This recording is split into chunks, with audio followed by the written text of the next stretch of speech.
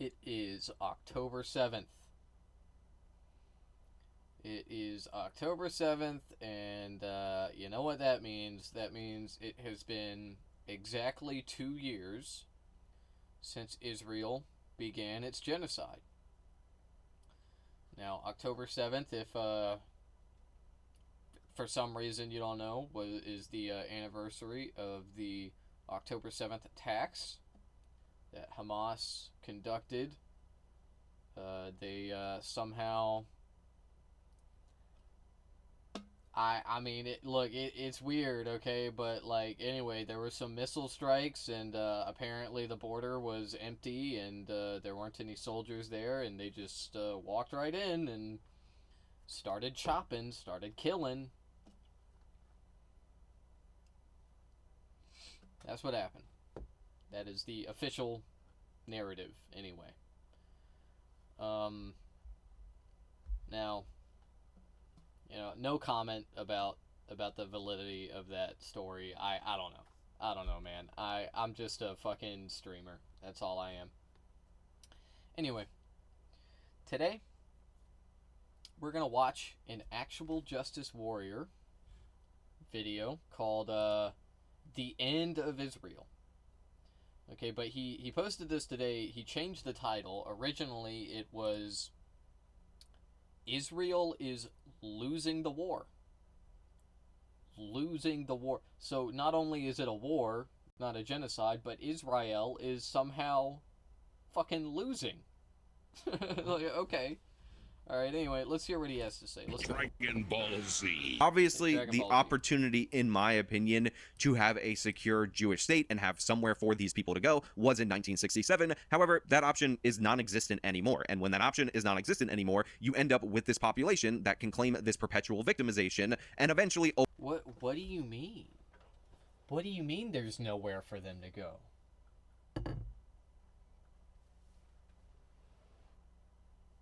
The fuck do you mean by that? He's sort of correct. Kinda. Not really. First of all, a lot of Israelis are from America, okay? I believe that now a majority of them were born there. But, Israel is a colonial, it is a settler state. And what does that mean? That means that there are a lot of immigrants there. A lot of people who aren't from there live there. And they had to come from somewhere. So what, did they not belong there? Is that somewhere, a place that they didn't belong? Like, the point that I'm getting at here is that Israel is not a safe place for Jews. It never has been. It's always been, since 1947, since the occupation began, it's always been a very violent place that is really not safe for anyone, including Jews. And that's why it's so fucking funny to me when we look at Israel and we see these dudes from the fucking Bronx, from New York, where this motherfucker is from. And we're like, yeah, you know, they just had nowhere else to go. They just had nowhere else to go. Yeah, it's just not safe anywhere else. Like, dude, you left New York to go live in Israel? This actually happened. This has happened many times. And then you want to, like, claim, cry victim? Like, what? What? New York is... My point is that New York is infinitely safer than Israel, obviously. Obviously it is. Okay, there aren't bombs being dropped in New York, typically. Okay, fingers crossed that doesn't happen. But, it's so fucking silly. This argument is just ridiculous. Over time, either by Israel's choice or by international pressure or by a war that eventually they won't be able to win, these people will be in Israel proper, in my opinion. And yes, this is my very black pill perspective. So that was me on October 18th, 2023, telling you guys in a video where I discussed the October 7th attacks that I believe long-term the Israeli project is destined for failure. I said that the Muslims would win the Arab-Israeli conflict, and there were a multitude of reasons in that video that I gave, and I think all of them have gotten significantly worse in the 2 years since October 7th. So first and foremost, I cited the polling data, not just the worldwide polling polling data, but specifically the polling data in the United States of America. If you look at public opinion in a nation like the United States of America, you can see once you get under the age of 45, which is the next generation of this country, or the next 2 generations of this country, it goes below 50%, and people become more sympathetic of the Palestinian cause. When the United States, which is one of the biggest backers of Israel, abandons them, abandons support for them, this will put pressure on them to incorporate. Yeah, you know, I gotta say, I get why he's bragging about this, because that was pretty perceptive back then. Like, obviously, somebody like me was saying that, okay, we were all the leftists were saying that, myself included. But, like, this is something that a lot of right-wingers didn't want to come around to at first, okay? They didn't. But yeah, it is an age issue, okay? It is a generational issue. Young people do not support Israel, by and large, and old people do support Israel, by and large. That's the way it is. That's the way it works, okay? So if you're a young person, and if you're anybody that's anti-Israel, if you're anti-Israel at all in America, you can expect to be arguing with old people predominantly if you choose to engage with like anti or pro-Israel people. And I do, okay? I'm a person. Hey, you know me, okay? I be going on the internet and talking about my opinions. And I talk about Israel quite often. And so I find myself speaking to elderly people. Okay? So I can say that these statistics are 100% accurate. It is like so in line with my anecdotal experience. Dude, every single time, it's always a Jeff or a George in the comments on Instagram defending Israel. Well, what are they supposed to do against Hamas? What is Israel supposed to do against Hamas? I hear this shit every day, dog. Yo, if I get enough people in chat, I'll read some of the fucking unhinged shit I've seen people say. But This population, which is clearly and obviously a hostile population. Because if you looked at the numbers even back then, what you ultimately ended up discovering was that the people who Why were is pro-Islamic over pro-Israel back in the day that were age under 45 had grown significantly across the United States of America. And yes, that has gotten worse in the 2 years since October 7th. But I also pointed out that there was a structural failure for... Why is that? Why has it gotten worse since October 7th? Come on, man. Israel was just, they were just hunting down Hamas. That's all they were doing. What, huh? Well, why don't people like that, I wonder? Why are people so anti-Israel now? Like, I don't think people understand. 2 years ago, when I was saying this, and even other libs were saying it, we were all very unpopular. Like, by speaking out about this. Okay, 2 years ago, it was social suicide to come out and say, like, I'm anti-Israel. I'm a very social person by nature. Okay, I think I am, anyway. Maybe that's, like, contrary to my lifestyle now, where I just, stay on the internet all day. But... yeah, I mean, I'm a pretty social person. And I gotta say, like, when I started saying stuff like that, and I wasn't even, like, a full-time streamer back then. I wasn't even, I wasn't making videos at all. And I was barely streaming. But I would talk about it publicly. I would talk about it with people, this issue. And, all of a sudden, people weren't hitting me up to hang out. And I'm not saying this to, like, like, woe is me, I don't really fucking give a fuck. Okay, if you cut me off over genocide, then, fuck you. Like, I don't care. You aren't really worth it anyway. But, like, I noticed that people stopped interacting with me. They like, it just, people talk, and that's the way it is. But anyway, now it's like everybody is against Israel. Everybody. Before it was like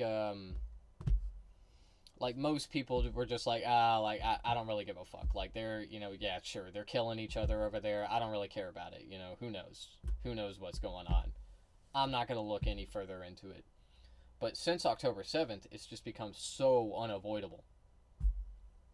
So now everybody's anti-Israel. Everybody's taking a stand, and I love to see it. I'm not like trying to, but look, you know, my allies are my allies. Okay, if you're late to the party, I don't care. I don't care. Just take a stand. That's it. For the Israelis that dates all the way back to 1967, because after they won the Six-Day War back then, they ended up getting the territory of Gaza, getting the territory of the West Bank, and rather than copy the exact thing that the Muslim nations did, which was expel the Jews in response, thus strengthening the Israeli proper population, the Israelis opted to not do so, and of course the Arabs decided that they were going to perpetually deny citizenship and refugee status to people in Gaza and in the West Bank to essentially set them up as a permanent refugee population that eventually they hoped would be forced into Israel. And as that population has grown, sympathy for that population has grown, people have forgotten the whole reason why they're there, and I believed that strategy long-term was going to work, and now what we're looking at in terms of worldwide opinion and action is Israel basically in a death spiral, while of course... Yeah, look, he's sort of correct. That was never the plan, okay? That, like, the idea that the plan was for these refugees, this, like, refugee camp to integrate into Israel is utter nonsense, total delusion. Wrong. Palestinians wanted to maintain their autonomy, and they were always going to want to maintain their autonomy because of the oppressive nature of the apartheid. If they had integrated into... If they wanted to integrate into Israel, they would just fucking move to Israel, dumbass. They didn't want to because they didn't want to be treated as second-class citizens, like the Palestinians that live in Israel, which there are many, and they are treated as second-class citizens, which is, again, why they didn't want to move there. Like, I'm just gonna keep fucking saying it, man. It's just, you're stupid. But anyway, that was never actually the plan, because the real plan was to genocide them, okay? It was. That was always the fucking plan. Like, it's the same with the Nazis, okay? It was always their plan. They were never looking to deport the Jews. Maybe the reason that they said that was so people would go along with it. So people that weren't mentally there yet, people that weren't mentally prepared for genociding an entire ethnic group, so that they would go along with it, and then they could get them there mentally. And now we're there. Now they're there mentally, okay? And that's why the genocide started 2 years ago. That's what happened. It looks like they're winning the war superficially due to the fact that they are overpowering the people in Gaza. But as we should have learned from the Vietnam War and other... I don't think anybody wins with genocide, okay? I don't think the Nazis won. You know, even though they did their job, you know, they did what they set out to do. They killed all the Jews. They didn't take over the world like they wanted, but like nobody wins. Nobody wins in genocide, man. Israel is not going to win this because it was never going to be a good outcome for them, okay? They did a genocide. They're doing a genocide. And it's not going to be good for them in the long term. It's just not. But does that mean that the Palestinians won? No. What the fuck are we talking about? They're being bombed. They're being blown to bits. Turned into red mist. Every day. And, yeah, I don't really think that's winning, man. I don't think it is. Conflicts throughout world history, you can actually win every battle in a war, but eventually ultimately end up losing, and this is the future that I project for the nation of Israel, and I want to take this time on October 7th, the hallowed day in Israeli history, to talk about exactly why I think they are in basically a death spiral. But before we get into that, I want to thank everybody who supports this channel via actualjusticewarrior.com/join. Imagine supporting people who start wars just to lose the wars so they can cry about it and then try it all again. You must see anti-Semites are literally obsessed with Jews. Now walk with me. While you must see anti-Semites are stacking eviction notices, Jews are out here stacking up businesses. Jews control all the industries. Maybe if you spent more time taking notes from successful people, you wouldn't have to spend your nights and weekends spreading hate from your anonymous account with an anime profile picture. Do you work as hard? Oh, man, I hate this. I hate that. I get why he's playing this, okay? Yeah, it is cringe, okay? I fucking hate liberals, man. I hate them. I hate them. you need to support Israel. It is the it is the homeland for the Jews. Sweetie, we need to support Israel. We're woke, okay? Like, dude.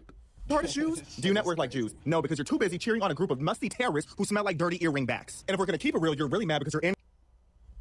Yeah, dude. Yeah, dude. These people are from New York. I guarantee it. I guarantee you they're from fucking New York.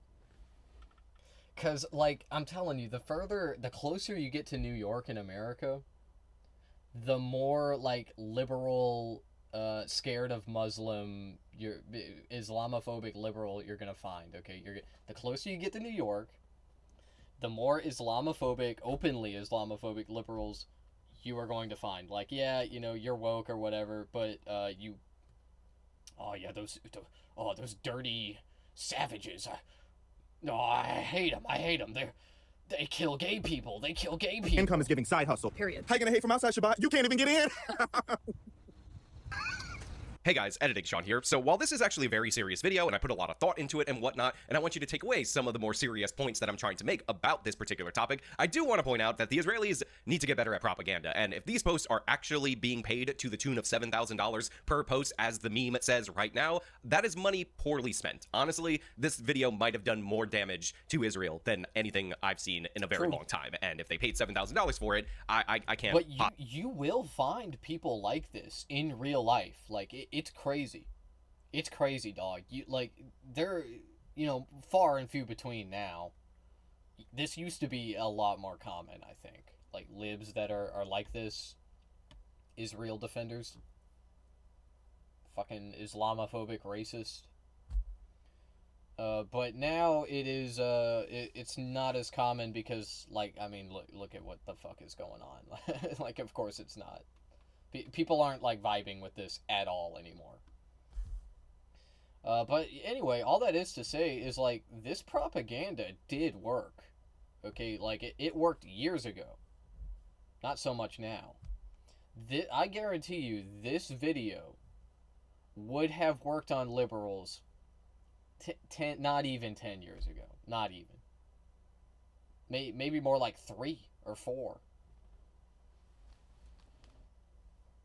So, yeah, it is kind of cringe. Yeah, it's only going to work on, the lowest common denominator. But still, it does work, though. Possibly believe that. And if they paid $14,000 for it, since there's 2 alleged influencers in it, then I'm even more blown away, if I'm being perfectly honest. Legitimate question. Who was this supposed to appeal to? The sassy gay guy crowd that's on the fence about this issue? No, because you're too busy cheering on a group of musty terrorists who smell like dirty earring backs. So real quick, I already know that I'm going to get a ton of comments that say the U.S. shouldn't be involved, we shouldn't be putting our money into this particular situation, and yeah, I'm not somebody who supports foreign aid, so I understand that position 100%. We're again talking about the conflict and what it is between the parties that actually exist in the conflict, because obviously it does impact the United States of America in that we are aligned with one of the parties and our perception on the world stage is tied to some of the outcomes of this particular conflict. Not to mention the Trump camp has basically invested a lot of time in the particular peace process. In addition to that, I know people are going to say that I work for Hasbro Games because every time I post about this on the internet.com, some idiot says, Sean, you must be working for the people that make Monopoly because you're doing Hasbro talking points. But in reality, I just want you guys to know that my favorite board game is not licensed by Hasbro. It's actually chess. So I just want you guys to understand that this is not paid for by the people who make Jenga. So right off the top, because some people are going to point this out in the comments, I'm not going to be talking too much. That really tracks. Okay, look, let me tell you something about chess. And I'm saying this as a person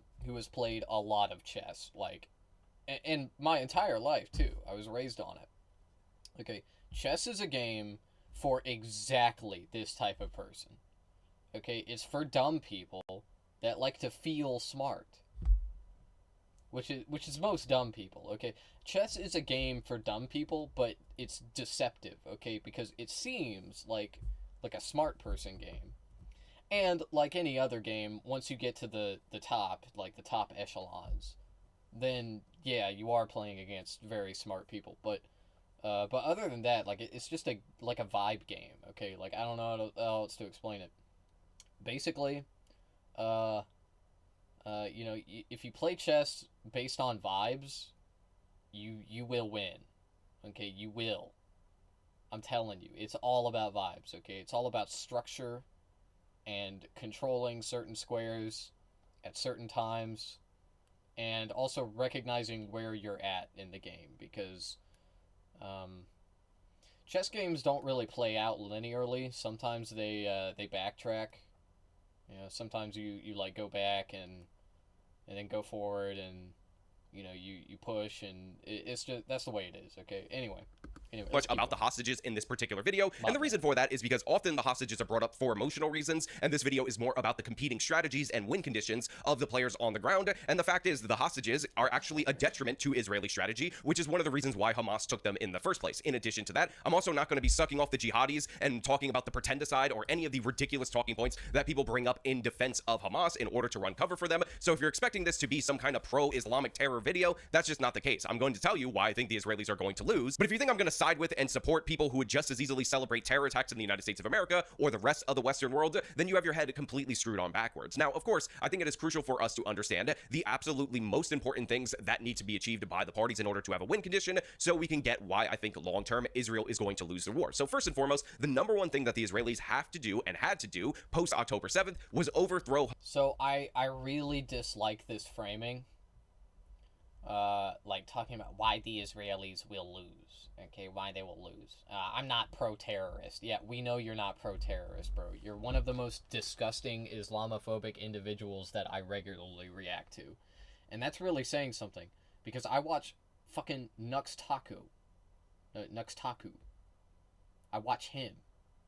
Okay, an Israeli Jewish person who is exceedingly, like, pro-violence and pro-brutalization of brown people, and especially Muslims.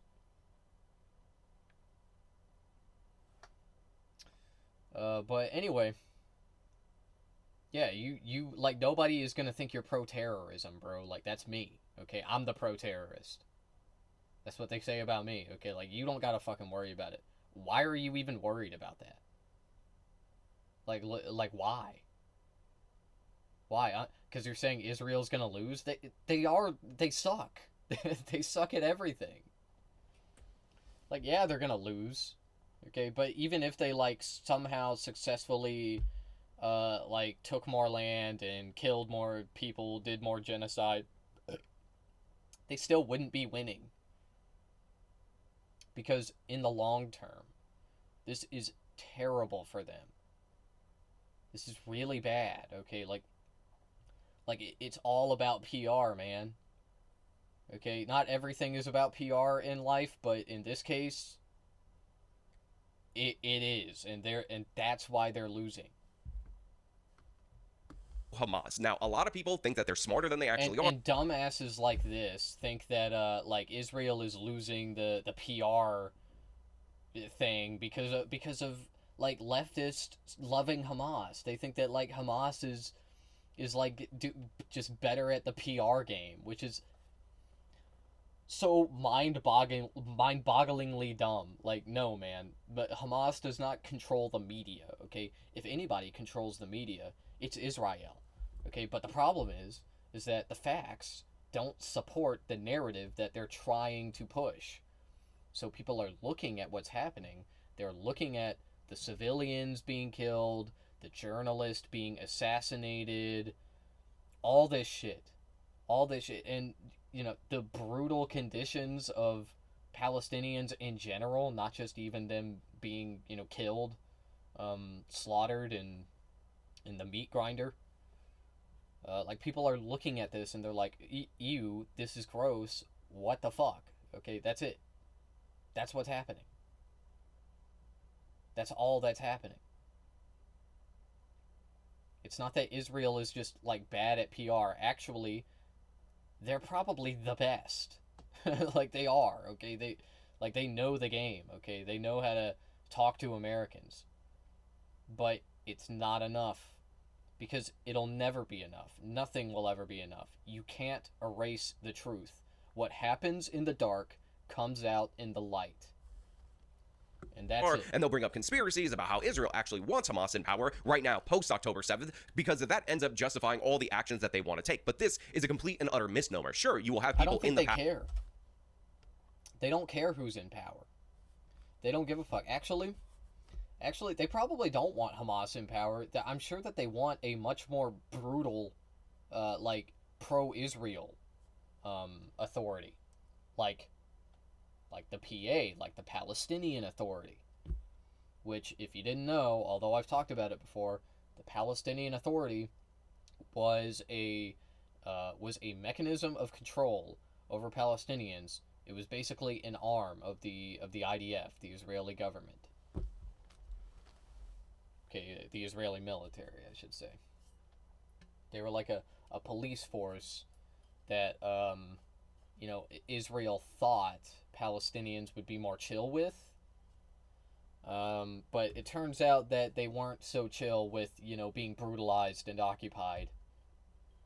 So, it didn't work out. That's how in Hamas Israel, got saying that elected. there were advantages to having Hamas in power, but post October 7th, allowing Hamas to remain in power is actually the win condition for Hamas and concedes the whole conflict from now and the end of time, basically. In fact, we've actually gone over the problem in Israeli strategy multiple different times. I've highlighted this essay from Thomas Sowell that's called Cease the Ceasefires that essentially lays out the exact reason why long-term I think the Israelis will fail. Now, the basic premise of this essay is as follows. Ceasefires in this particular conflict do not work, not at all whatsoever, and in fact, they're actually detrimental to the peace process because essentially what ceasefires do in the Arab-Israeli conflict or the Hamas-Israeli conflict, whatever you want to call it, is lower the consequences, lower the price for aggression from the Islamic side of the conflict. And by the way, if this were the first time we ever talked about a ceasefire in terms of this particular conflict, that would be completely different because obviously there's a ceasefire between North and South Korea that is held for like 75 years, but in reality, this is not that conflict. We have seen ceasefires end up allowing the Hamas fighters to get more entrenched, attack again, then Israel responds, and then there's all this global pressure for a ceasefire. And Thomas Sowell actually lays out exactly why this is a problem in this essay, so I want to read you the key argument in it so you can at least understand what my position is, because I actually 100% endorse the ideas of this essay. If this were the first outbreak of violence between Palestinians and Israelis, such hopes might make sense, but where have the United Nations, Kerry, and Obama been during all of these decades of endlessly repeated Middle Eastern carnage? The Middle East must lead the world in ceasefires. If ceasefires were the road to peace, the Middle East would easily be the most peaceful place on the planet. Quote-unquote ceasefire and quote-unquote negotiations are magic words to the quote-unquote international community, but what do ceasefires actually accomplish? In the short run, they save some lives, but in the long run, they cost far more lives by lowering the cost of aggression. At one time, launching a military attack on another nation risked not only retaliation, but annihilation. When Carthage attacked Rome, that was the end of Carthage. But when Hamas or some other terror group launches an attack on Israel, they know in advance that whatever Israel does in response will be limited by calls for a ceasefire, backed by pressures from the United States and, of course, the international community. It is not all clear what Israel's critics can rationally expect the Israelis to do when they are attacked. Suffer in silence, surrender, flee the Middle East, or most unrealistic of all, fight a nice war with no civilian casualties. General William T. Sherman said, or give Palestinians equal rights. That's the thing. If you want to end the conflict, it's really easy. Give Palestinians equal rights. End the apartheid. That's what we've been saying for... Not what I've been saying, for this long, okay? But that's what people like me have been saying for over 20 years at this point. And I'm talking Americans, okay? American leftists have been saying this shit for so fucking long.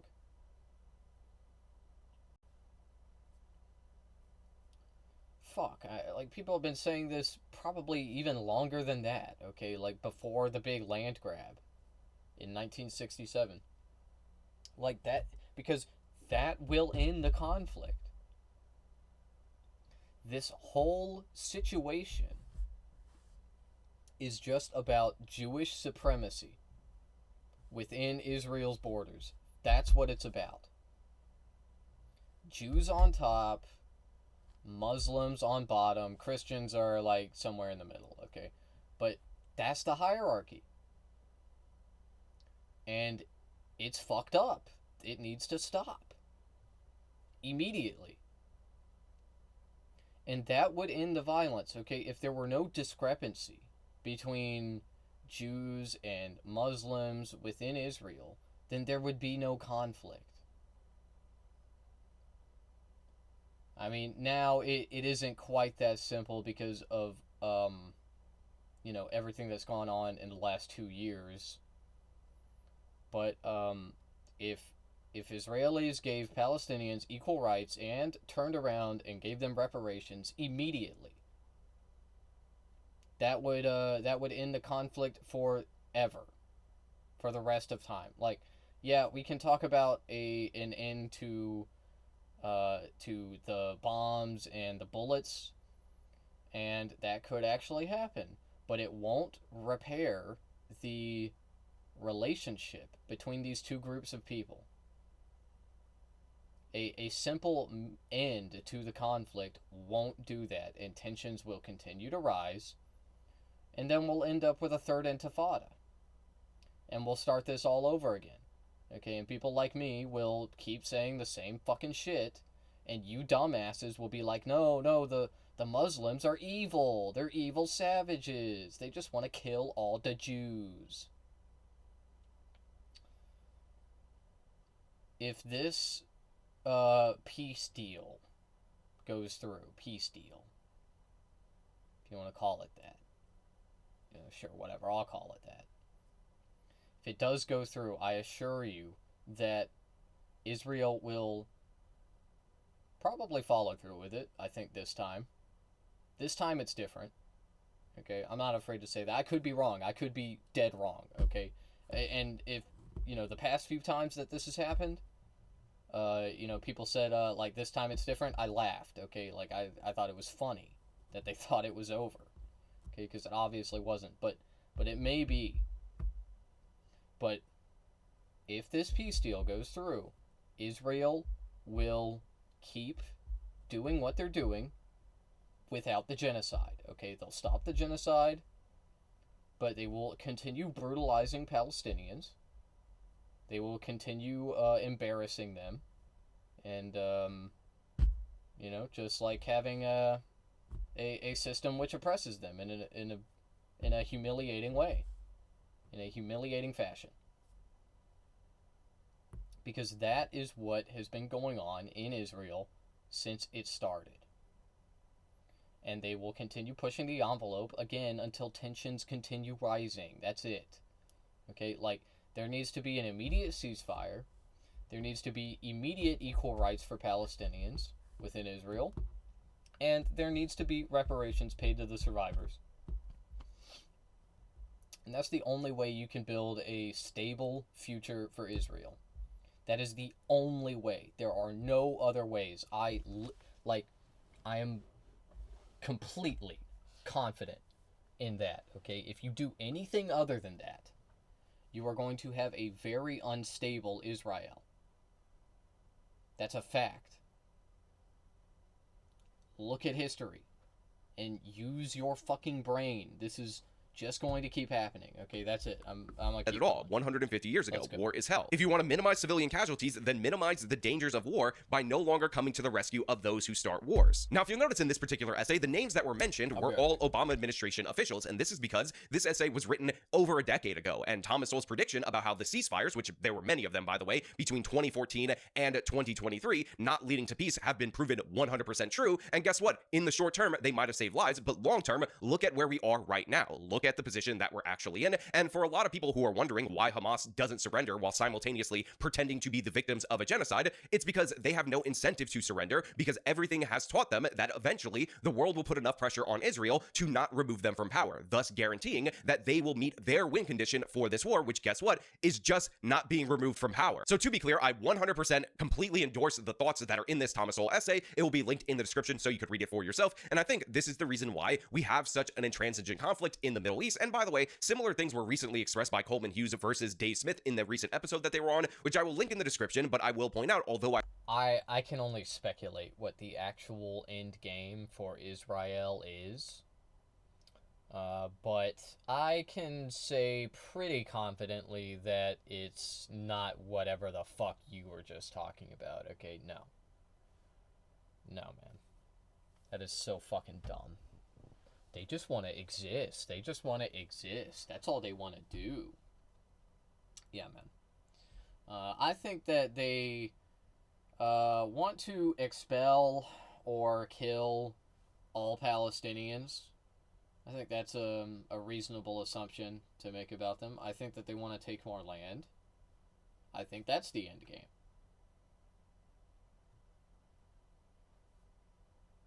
what else could it be? I don't I know. agree with almost everything Holmes you said in that particular conversation. This is actually the conversation that convinced me that I was right 2 years ago when I thought that eventually the Muslims would win this conflict. They would outlast the Israelis because that's their strategy, and it is aided and abetted around the world. Now, I also mentioned a death spiral for the Israelis, where basically they find themselves in a situation where every action they take only makes things worse for them. But before I get into the West Bank and the PLO and why that is a part of the death spiral, I do want to address an absolutely ignorant criticism that people have of the idea of overthrowing Hamas, and that is the idea that you're only going to get a worse organization that follows Hamas. And the thing is, it's the Middle East. That is very likely to be true. However, if you overthrow Hamas in response to October 7th, if you actually achieve that objective, any organization that follows exists under a new status quo where if they cross a certain line, they will also be overthrown or can expect to be overthrown by the Israelis. The problem with this whole constant ceasefire thing is, like it was laid out in the particular essay by Thomas Sowell, is that it lowers the cost of aggression and essentially guarantees that Hamas will not be overthrown if they do whatever kind of attack. Conversely, by the way, if Hamas remains in power after killing nearly 1,200 Israelis on October 7th, guess what? That tells them that there is virtually nothing they can do that would allow them to be removed from power, and this makes them a legitimate or more legitimate governing authority in the Gaza territory and possibly in the future in the West Bank. When we're talking about October 7th, we have to ask ourselves, how did this happen? And I'm not talking about the guards got distracted and then they walked through the gates or whatever, okay? No, I mean, like, what led Hamas to plan this attack? What led them to that? What was it? And it turns out that the reason that they planned the attack is because of the entire history of Israel. So all that is to say is you're not going to discourage future terror attacks by, like, killing all of Hamas. Okay, that's not what's gonna happen. That's so fucking dumb.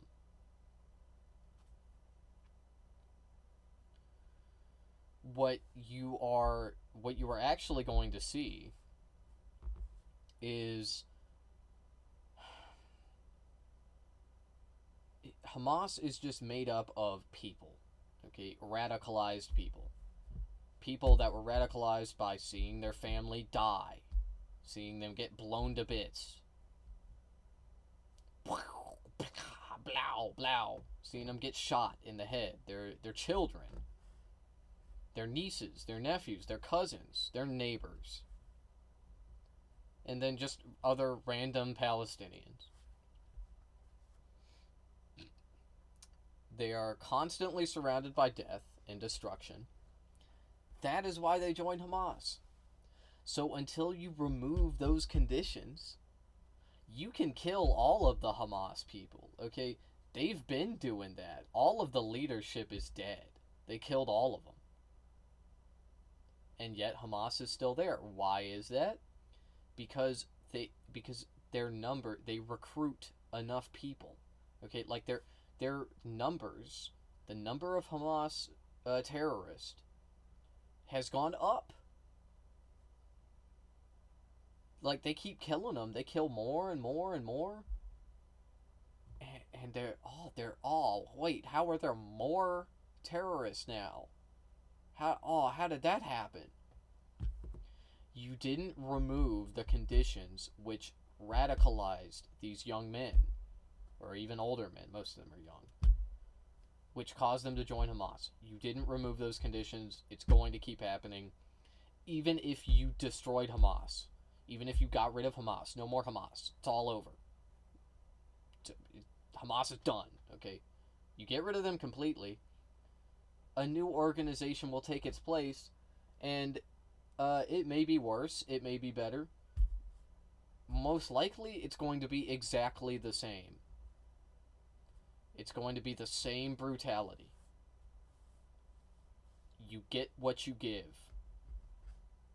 That's my message to the IDF. Okay, that's what fucking happens. If you murder children, if you blow up grandmas, you're gonna get more Hamas terrorists. And they can fly a new banner. They can go by a new name.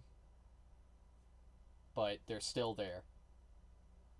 So, Bank. And this is where we get into the West Bank and the death spiral. Now, for those of you who don't know, Hamas is the governing authority in Gaza. They are not the governing authority in the West Bank, which is run under the PLO, and currently Boss, aka the head of Fatah, is the people in charge of the PLO over in the West Bank. But you need to understand that after the October 7th attack, approval and support for Hamas in the West Bank has shot up dramatically, and Mohammed Abbas has been losing support for a long time in the West Bank, and the reason for that is due to the fact that they actually attempted negotiations agreeing to the Oslo Accords, which I believe there was two parts of it, so it was in around 1995, and for the last 30 years, you've had Israeli settlers coming in and grabbing more territory in the West Bank, even though there are certain areas designated. We're not trying to get into that too much, but needless to say, what you need to understand is that wait, why aren't you trying to get into that too much? Wait, why?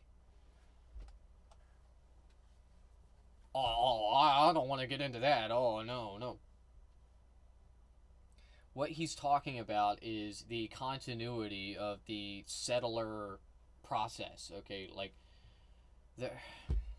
in Israel, there's Gaza, and there's the West Bank, okay? And he's correct.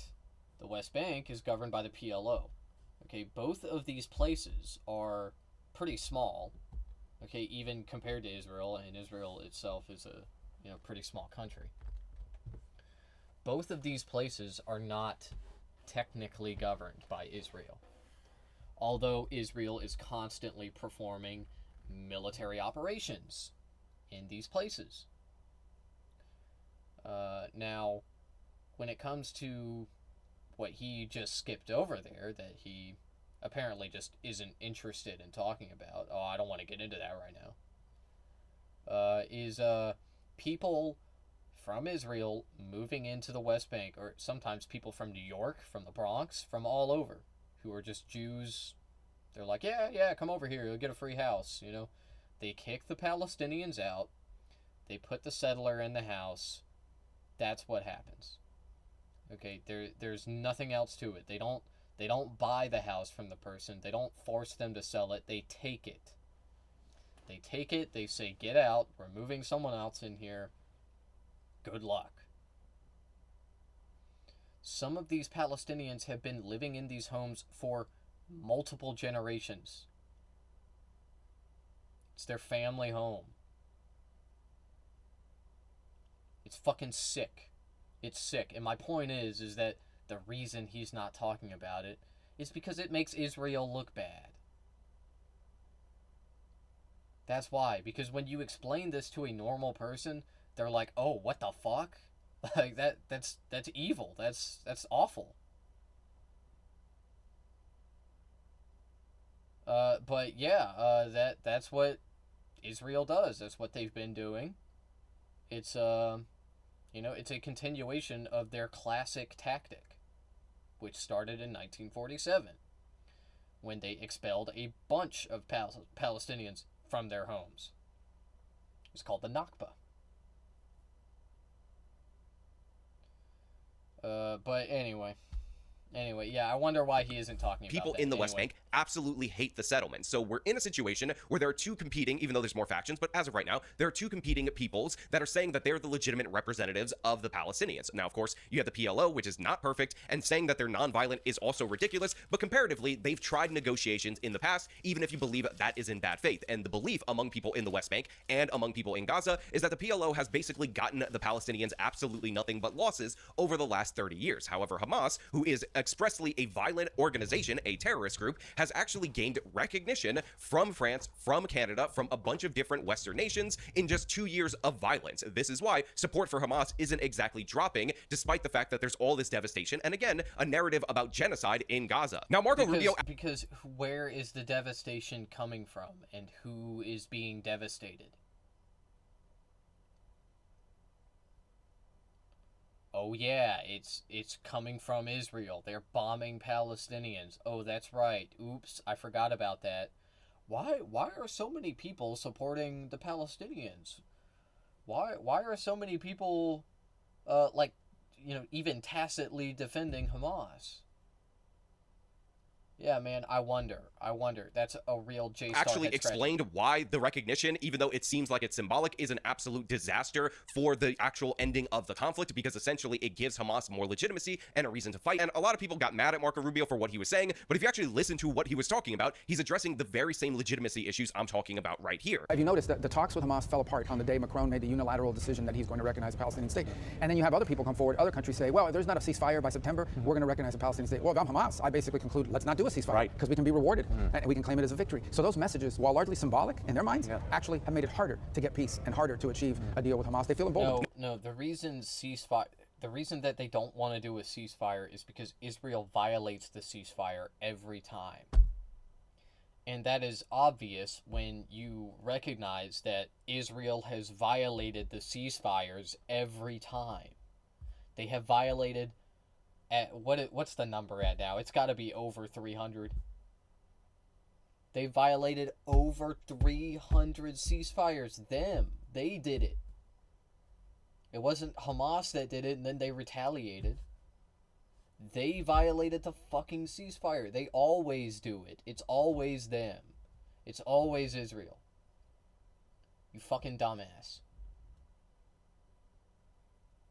So, no, Hamas has refused ceasefires before, even when the world wasn't standing with them. Even when France wasn't going to do the thing, or whatever. And, yeah, I mean, I can't say if that's the reason they're doing it now. I would say probably not. It may be a consideration, but, like, think about it, man. What the fuck is France recognizing Palestine gonna do? Okay, like, don't get me wrong, I like it. You know, it's a nice symbolic gesture. But what does it actually do for Hamas, for Palestinians? Practically nothing. Literally. Practically nothing. Now look, you can like or dislike Marco Rubio, but he's 100% right there, because what you're saying when you recognize a Palestinian state after previously not doing so, after the October 7th attacks, but before Hamas is removed from power, to the people in the Palestinian territories, is that the Hamas terror tactics definitely work. They achieve their goal. Yeah, the terror tactics work. Yeah, no, man. I want to know, what does it practically do? If you're saying it's a big deal, which it's fucking not, okay, who gives a fuck what fucking France says about Palestine, okay? Like, I'm sorry. Look, I'm pro-Palestinian, okay? I talk about this shit all the time. I talk about the genocide, and I have been for 2 years. But what does France recognizing Palestine practically do? The answer is nothing. It does nothing, man. Like, I would love for every country on the fucking planet to come out and say, Palestine, we recognize it as a real territory that Israel is currently occupying. I would love to see that. That would be great, okay? Would it do anything directly? Not really, okay? The idea here, if you want to look at this from like an optimistic perspective, is that France's decision to recognize Palestine will have a domino effect. It will cause other Western nations to stand with Palestinians. But there's really no guarantee that it will even do that, okay? But if that did happen, that would still, practically not do anything, but it would certainly like bolster the pro-Palestine cause. Like, that would be a very good thing. That would be a very good thing. But France doing it individually by themselves, it just doesn't really matter that much, okay? I don't know. I don't know, man. I hope that France does this and the other Western countries around them follow suit. But there's no guarantee of that. And actually, it really doesn't look like that will happen, okay? And it won't. So, And again, you're giving more legitimacy to Hamas, who again, although they're not More governing in the legitimacy West Bank, to they're actually Hamas. gaining in popularity in the West Bank because Shut according the to the fuck up. basic average Palestinian, they say, oh, well, 30 years of negotiations has got us nothing except more settlements in the West Bank. Again, Israel actually shooting itself in the foot in terms of trying to get the Palestinians to go in a more peaceful direction. But in reality, the violence perpetuated by Hamas, that, by the way, large portions of people in the Palestinian territory celebrated, has actually gained us recognition by France, by the UK, by all these different other major countries that are non-Islamic countries. So obviously, Hamas is seen as a more legitimate governing authority than the current governing structure under the PLO. Now, again, people will point out that at some point in time, some Israeli officials said that they wanted this conflict between the PLO and Hamas in the West Bank. That's because the PLO isn't doing anything. For anybody that doesn't really like understand what's happening here, the PLO is the Democrats. Okay, you know how like in America right now we got like the Trump admin and they're like fucking everything up, and the Democrats are just like doing nothing about it. Like, oh well, I wish we could do something. That's the PLO. Okay. Oh yeah. Our plan is to sit here and wish that we could do something, and not do anything about that. Like, okay, man, cool. Great plan. Perfect. That's why I voted for you. Because essentially they wouldn't be able to you. form a state. And the idea that that made sense at the time as a post-Hamas winning the election that they won in the Gaza territory might have made sense. But in reality, people have shown around the world that they're perfectly fine excusing the actions of an Islamic terror organization. So now the idea that they were going to split legitimacy is completely kaput. And now Israel has to worry about the idea that Hamas will be seen as the sole legitimate force for the Palestinians in order to secure their future. Now, you would think there would be an easy solution or a comparatively easy solution to this particular problem of legitimacy and Hamas growing in legitimacy while the current PLO is waning in legitimacy, and that is for the Israelis to prop up the PLO. But again, we have the problem of recognition because a bunch of these countries have decided to recognize the Palestinian territory, but they don't want to say that they're recognizing Hamas, even though, again, it is viewed in the Arab world as a response to Hamas's terror, to their violence, thus legitimizing those tactics. So they want to recognize the PLO and say that they have a state and start to recognize that governing structure, which of course ends up giving them a state at the behest of Hamas, which again delegitimizes the PLO. So then the Israelis have to try to cut that off, which is why Benjamin Netanyahu announced the approval of a settlement that will break up the West Bank territory, but that further delegitimizes the PLO because now they're losing territory, and this is where you get to the death spiral. This is where you get to the problems, because again, any action they take allowing the recognition, which they can't stop other countries from doing the recognition, and for the Palestinian Authority in the West Bank to operate as a state, is going to be viewed by the people of that particular territory as something that was Israel. I'm gonna say this now, dude. I'm gonna get ahead of the curve a little bit. Israel is going to take and take and take and take as long as we let them. There's only one way to stop them, and only we can do it. We Americans. Only we can stop it, and the way to stop it is to stop giving them money. No more money for Israel. No more. Good luck. Good luck. That's what I have. That's all I have to say to them. And I mean it facetiously. I really don't wish them luck because look, I'm sure there are good people that are from Israel. I don't doubt that. I've actually met people that I like who are Israeli, who are from Israel, who support Israel. And yeah, I mean, none of them really like the current regime, but that's beside the point, okay? Still, they support Israel, okay? I still like them. But, like, it changed, like, Israelis are a bloodthirsty people in the same way that Americans are. But they're like bloodthirsty on steroids, okay? Like they are evil. They are. If evil exists, it is the Israeli apparatus. It is the government. It is the Israeli government. If evil exists, it is the Nazis. Straight up. They are the Nazis of our time. They must be stopped. America, we have to do something about it. Holy shit, I've dropped 6,000 frames. They're trying to silence me, but they can't. I dropped, now we're up to 6,200 frames.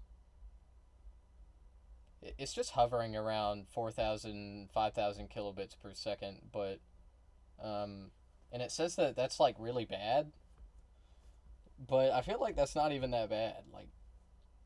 Like the highest I ever see it get is like maybe 10,000. Yeah, anyway. Was achieved let's keep through going. battle by Hamas, but then breaking up that particular territory in order to respond to the recognition from the European nations, from Canada, and all the nations that participated in this is also something that is going to make the PLO look weak and thus make Hamas a more legitimate governing option. So this is where the Israelis are totally screwed. And by the way, again, a large part of it is the actions of the Israeli government, and the current constitution of the Israeli government is also a major problem for them going forward, because we heard a lot of talk about Trump's 21-point peace plan. Obviously, Benjamin Netanyahu in English accepted the peace plan in the United States of America, but as we've seen with every Middle Eastern ruler, they Yeah, he lie in did do English that. and tell the truth in their native tongue. And Benjamin Netanyahu Interesting that you acknowledge that. That's Yeah, I mean it's undeniable. So I don't know why you would lie about it, but like why bring it up? Like this is what I don't understand about pro-Israel people. Like they will say the truth out loud. And they'll be like, yeah, like Israel does all this terrible shit. They do awful things. They brutalize, they lie, they steal, they cheat. And then they'll turn around and they'll be like, well, but Hamas is worse and they got to do it cuz of Hamas. Yeah. Yeah, man. But anyway, what he said there is true, okay? When you are watching Benjamin Netanyahu and you're listening to him, if he's speaking to you in English, he's lying. Okay? If he's speaking to you in Hebrew, he's probably still lying, but definitely not as much. Definitely saying the quiet part out loud. It's the way it is. Anyway, so I believe that he actually, when he accepted this peace deal, and I could be wrong, okay, the initial statement that I heard from Netanyahu after the peace deal was confirmed was in Hebrew. And surprisingly, he was basically telling them it's over. We're done. He was telling Israelis. Okay, because again, when he's speaking in Hebrew, he's speaking to Israelis.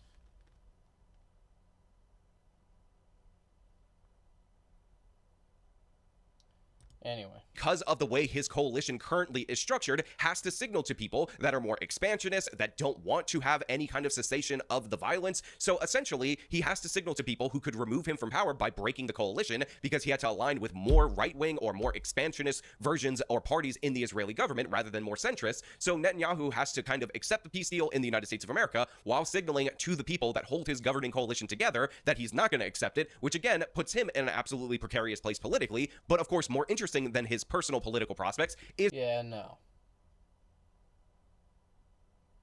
that's not how I interpreted it at all. Maybe he did release the English statement first. I don't know. I to be honest, I don't really I don't hold my breath for Netanyahu. Okay, I don't follow him super closely. Okay, I do follow what's happening in Israel pretty closely, because every day there's more death, there's more destruction. New horrors beyond comprehension. But, yeah, I mean, Netanyahu, it's just like, listening to him, you have to dissect everything, you have to, like, it's like when I watch you, except, it's like if you were Hitler. It's like if I were like reacting to Netanyahu, or even watching him, even if I'm not reacting, it's literally like just watching Hitler straight up. And, like, yeah, I haven't watched all of Hitler's speeches, okay, and I'm not going to. Even though I could understand him. I can, like the thing about Hitler, and a lot of people can't relate to this, because Hitler didn't speak English. He only spoke German. But I speak German. And I've listened to his speeches. Some, not all of them, but I've listened to a few of them. And he sounds like, and people said this back in like 2016, and I laughed at them. But I wish I had considered their perspective. Okay, I was stupid. But he sounds like Trump. Okay, Hitler, in his speeches, sounds a lot like Trump. Poisoning the life, but immigrants are poisoning our nation. We gotta get them out. We gotta get them out, folks. Like, they even use the same words. Like Hitler famously, he always referred to his people as the folks, the Deutschen Volkes. Yeah. Also, for some reason, Twitch removed my German tag for some reason, and I think it's because I never stream in German. I guess that's why.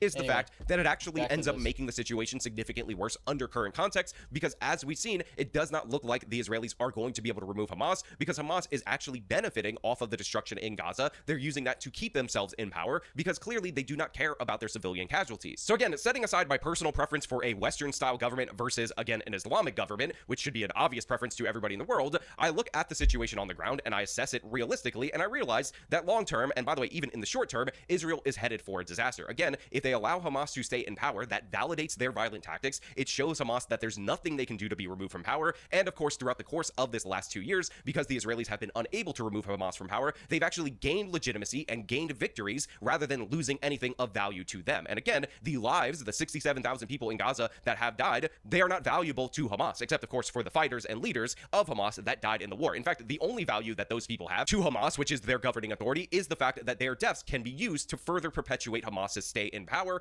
and of course further perpetuate their claims to legitimacy of rule over the Palestinian people. So yeah, my predictions for Trump's peace deal is as follows. We probably at some point in time will get some exchange of the remaining hostages. However, Hamas is not going to leave power, and the reason they're not going to leave power is because they have no incentive to do so. In fact, they think they're winning the war. That's one of the most comedic things about this proposal from the Trump administration and how Hamas is rejecting it, is that all the people who are saying that they're living under genocide, they're pushing the pretendicide narrative, can't explain why Hamas is saying that they're fighting a war and winning a war, even when allegedly they're being victimized by genocide. Again, they're the first population ever to go through a genocide and say, you know what, don't end it. I think I'm gaining from this. Let me keep powering through, and we'll come back in 6 months, touch base again, and we'll figure out if we can get some. Yeah, man, that's what they're doing. I'm sure that Hamas just really, really doesn't want the violence to end. Yeah, I'm sure that they... Look, the reason he's saying this, and the reason he can say this and get away with it, is because Hamas does reject ceasefire deals sometimes. But like I said, they do this because Israel violates the ceasefire every single time. They've done it without fail. Every time. Israel is the antagonist. They are the antagonizer. They are brutally oppressing Palestinians, an ethnic minority. At least now they are.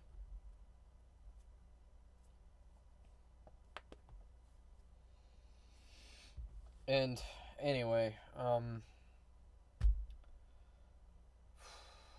Hamas, they are violent. Yeah, they do violently oppose their occupiers.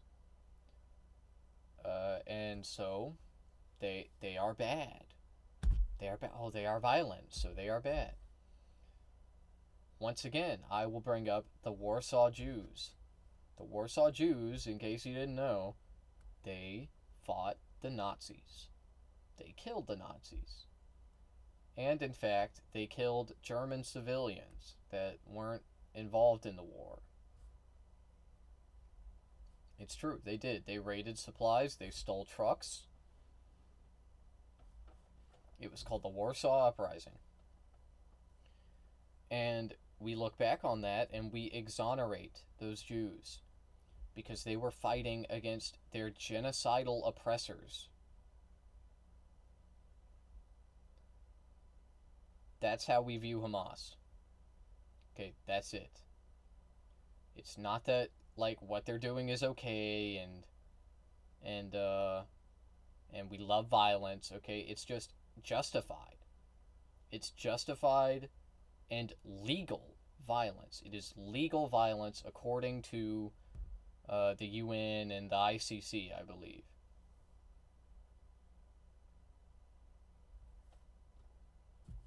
Anyway. Some more concessions from you. Now, with all that being said, I want to know what you guys think about all this down in the comments below. As per I think you're a fucking dumbass.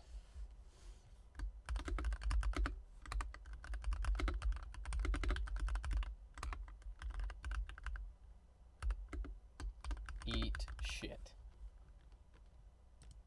Oh, hey, Donut. Yeah, post anyway. Israel is not losing the war.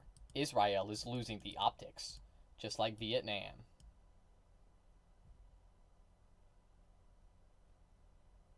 What? Just like Vietnam? You mean like us in Vietnam? What? What are you typing? I typed, by the way, I sent a Discord game. Wanted to see if you can beat it later. Comet AI browser play quest. Use the Comet AI browser for 15 minutes. That's not a game, bro. That's just like a... That's like, you want me to use a web browser. Interesting. Oh, that's not it. Okay. Maybe the ADL should have focused on undermining people who hate Israel instead of targeting conservative Christians. That is what they did. What are you talking about? I saw a Discord game for Black Phone. Okay. For Black Phone. Alright.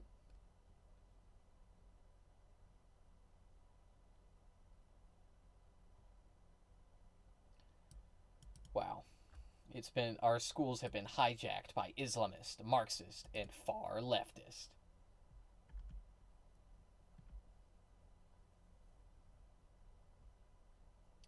Yeah, I mean, I don't care. I have fatigue. I just hate talking about this. Yeah. I wonder why.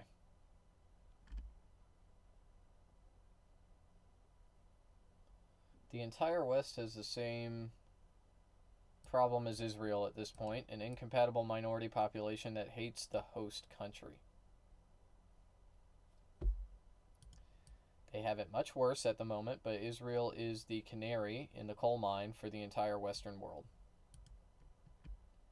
Yeah, man.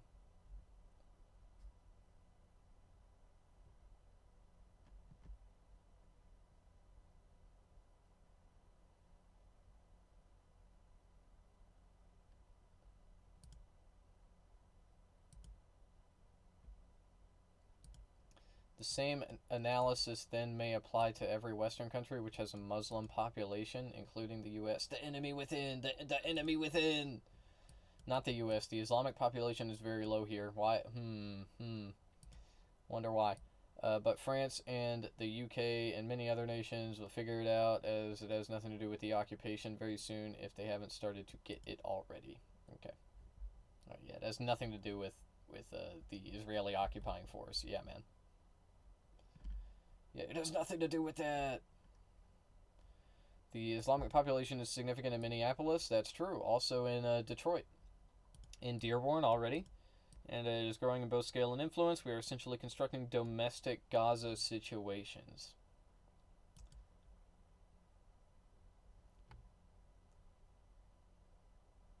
Black Phone is some horror movie they're promoting. It gives you Discord orbs. Alright. I don't know what those do, but but I'm all in. Name the only religion that currently is removing life of anyone not that religion on this planet. Christians. We kill people for not being Christian. The extremists do. This shit is just, I was really hoping I would go into this guy's comment section and it would actually be like, you know, like anti-Israel people. Because you are seeing that a lot more on the right now. Let's look at the newest comments. Don't worry, we'll destroy Iran for them, just like Libya, Syria, Iraq, and Sudan.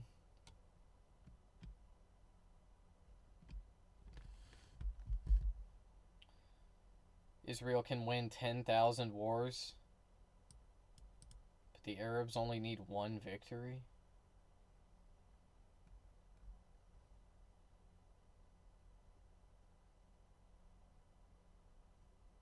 Yeah, man. Called Nazi before, called Zionist now.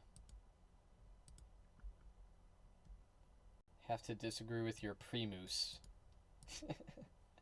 Israel's one condition is not to create a buffer zone, but to shrink Hamas's territory. Yeah, that's a funny way of saying land grab. But yeah, I agree with that. 2. Israel is okay with Hamas staying in power because they know eventually they will attack again, and then Israel will continue to shrink their territory till it no longer exists. Pretty much the same as the first point, but yeah. Hamas has already achieved their goal. They have even more libtards backing their cause. Dude, that... that Hamas, you know what Hamas really cares about? Getting American woke-tards to care about the conflict. Yeah, man. Yeah, man, that's what they want. Yeah, they're all over there like, my brother in the, I don't know what they say. My brother in the Prophet Muhammad, peace be upon him, we must convince these woke-tards to join our cause. That's so crazy. When there's a person, there's a problem. When there's no person, there's no problem. True. True, yo. Yo, I love Stalin quotes, dude. Stalin had some crazy bangers, dude. He had some banger lines. That's only the tip of the iceberg. This guy's commenting again. Is this the same guy? Oh no, different Clippy. My bad. I'm not seeing as many Clippies anymore. They're all gone. Yeah, okay, here it is. I was looking for this fucking comment. I found the DDGer.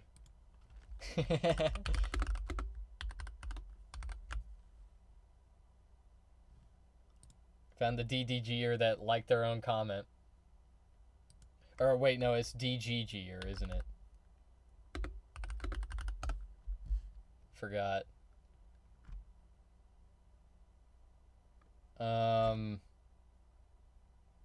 Yeah, it's, oh shit.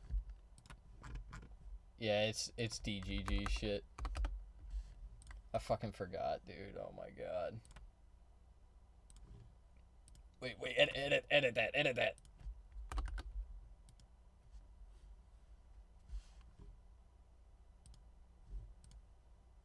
Oh well, I don't care. Israel will never be able to win the optics war. Just flatten Gaza and be done with it. Do you like the Taylor Swift album? Haven't heard it. I'm not really a Taylor Swift listener. I actually really don't listen to music, man. Not anymore. I used to be a big music listener. Okay, I loved music. I still do like music. I just it used to be that I listened to a lot of new music and I was like developing my taste, but I've kind of stagnated, and you know, I'm fine where I'm at. I like the music that I listen to. Me personally. But I'll probably become a big music listener again at some point. But I don't really see myself like going in the direction of Swift, of Taylor Swift. I don't really see that happening. I would be more of like a Charlie XCX guy if I were to like start to go down that path. Gotcha, buddy. Okay, buddy. Alright, buddy. You just tried to assassinate the great Charlie Kirk. Not gonna happen. Holy crap. That kid's aura went up 10 million points.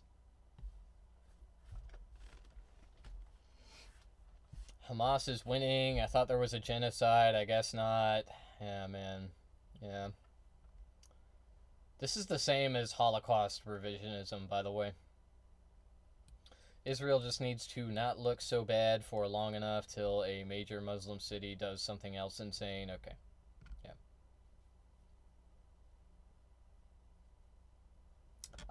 I like it how they take what they think Hamas's plan is, and then they're just like, oh yeah, Israel needs to do that. Bro, they're already doing that. They are just itching for something to happen. Okay, like that, like they're already doing that, man. You don't need to, like, they are waiting for like some Muslim person or group of Muslims to attack them.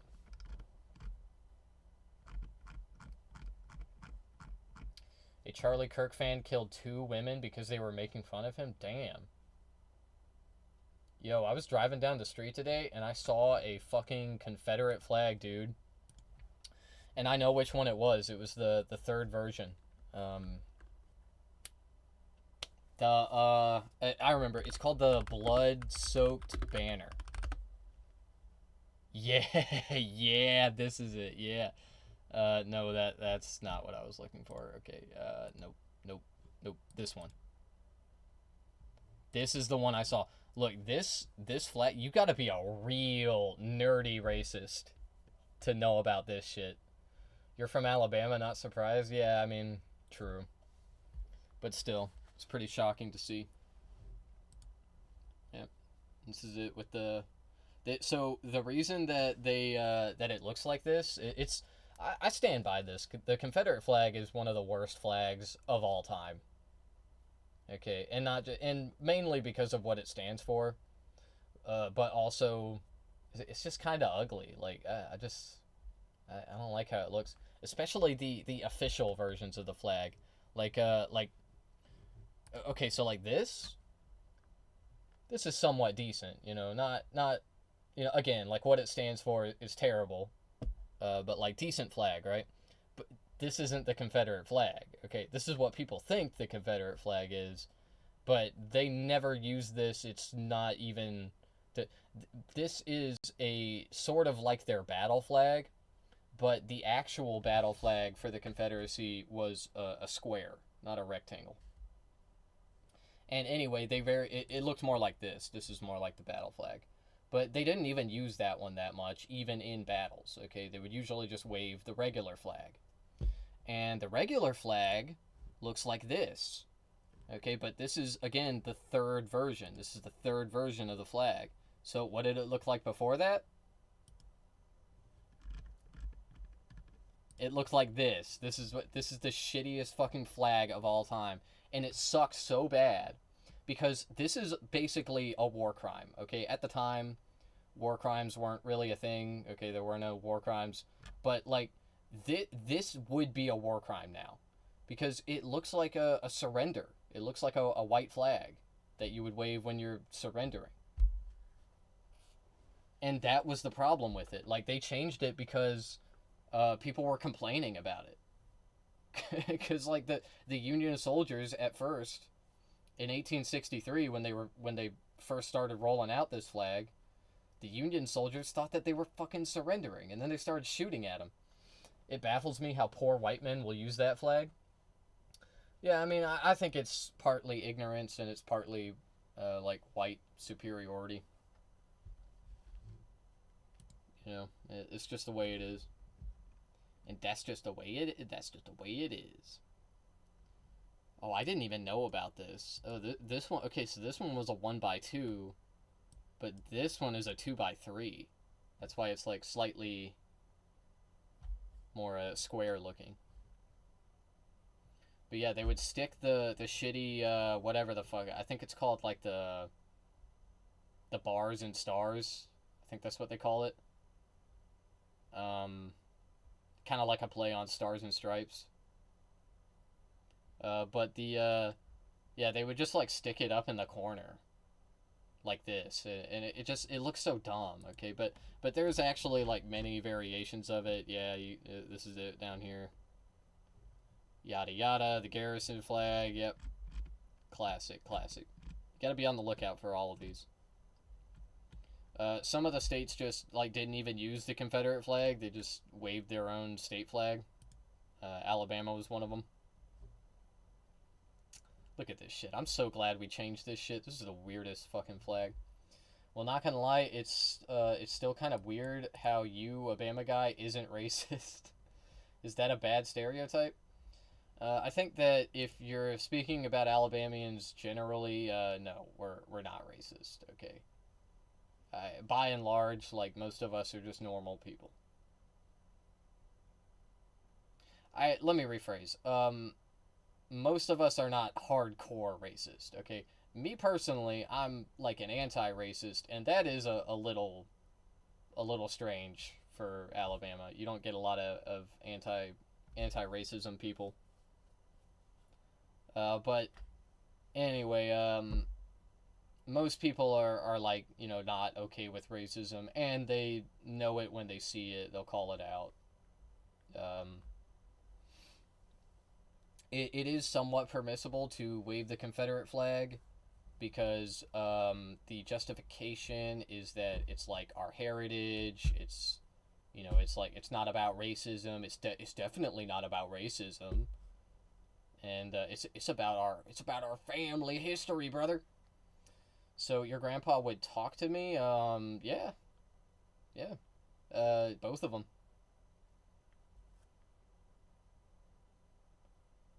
My grandfather was a, well, I'll fucking end up doxing myself.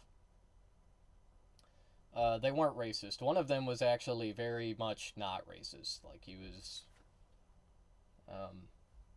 you know, keep in mind that my grandparents are old, like older than the average person my age's grandparents, because my parents were old when I was born. But anyway, when it comes to that, you know, my grandparents, they were alive at the height of the civil rights movement, and there was a lot of anti-progressive racism going on, and my grandfather was vehemently like he was very progressive. Still baffles me that this country, and like most countries, were built by immigrants and slaves. People really think this was a loving, peaceful Christian nation. Yeah, and that plays a factor too. You know, I'm glad you brought that up, because the reason I think my grandfather was like that is because his dad was, I believe, the son of an immigrant. So he was like second gen American. No comment about this. Hell yeah, brother. Who is this woman supposed to be? Who's this fucking white Aryan? Nobody in Alabama looks like this. Nobody in fucking Alabama looks like this. Nobody.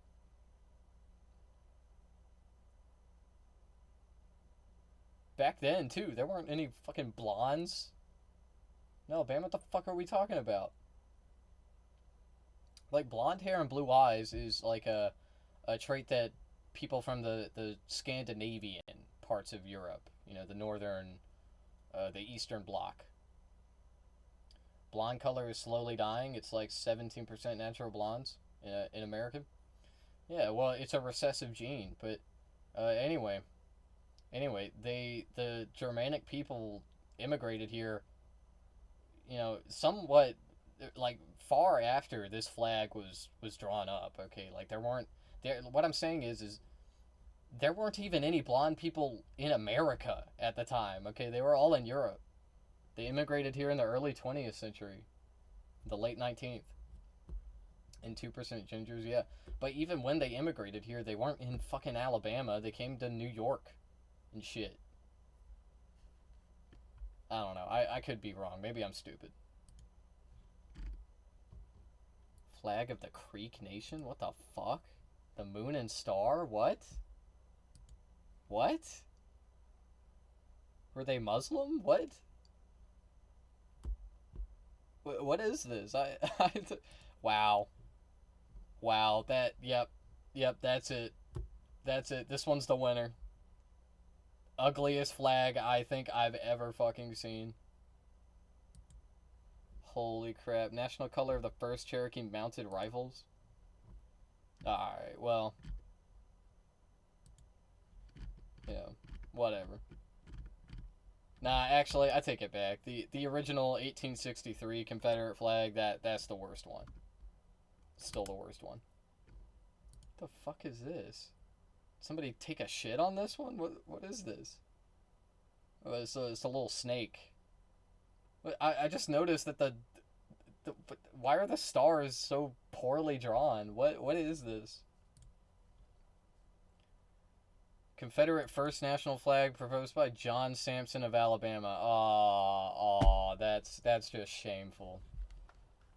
John Sampson, you bring shame to Alabama 200 years ago. Is it bad that I'm against interracial to protect my kids from hatred? Wouldn't you rather your kids look like you and keep the genes? No. No, and anyway, if you think that, you're wrong. Okay, you're just fucking wrong. You're doing... Remember when I was talking about Dr. Umar? Okay, you're doing the Dr. Umar thing. And while I think that black nationalism is based, I like the Dr. Umar's takes are not black nationalists. They aren't. What is great about big nose, curly hair, and brown eyes and big lips? I don't even know which minority you're like shitting on right now. I don't know. I don't know, man.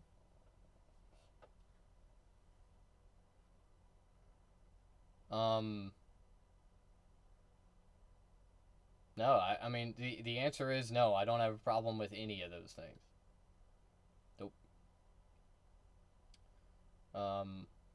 And anyway, white people have big noses, brown people have big noses, black people have big noses.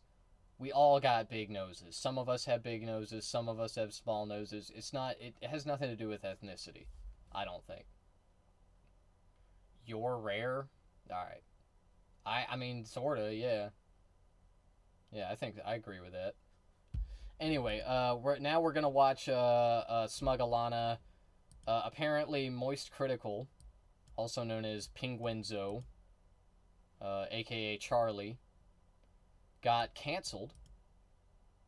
And I suspect that this has something to do with his statements about Israel. I don't know. Let's find out. I meant you're rare to think like that. Yeah, I mean, I just think that, there's nothing wrong with marrying people outside of your ethnicity or like having children with them. Actually, from a scientific standpoint, it is better from a scientific standpoint, it is preferable that two people that make a child, they should be like as genetically far apart as possible. They should be like genetically different. Okay, when you have two people that are a lot closer genetically, and I'm talking like brother and sister, first cousins, okay, stuff like that, you get real fucked up, disfigurements in the child, and it's bad, it's wrong. That's why it's illegal. Yada yada. Illegal in most states. Is Hassan still in France? I don't know. Probably. He's been there for a few days. Anyway, I don't really care where he's at as long as he's still streaming and not assassinated. But anyway, yeah,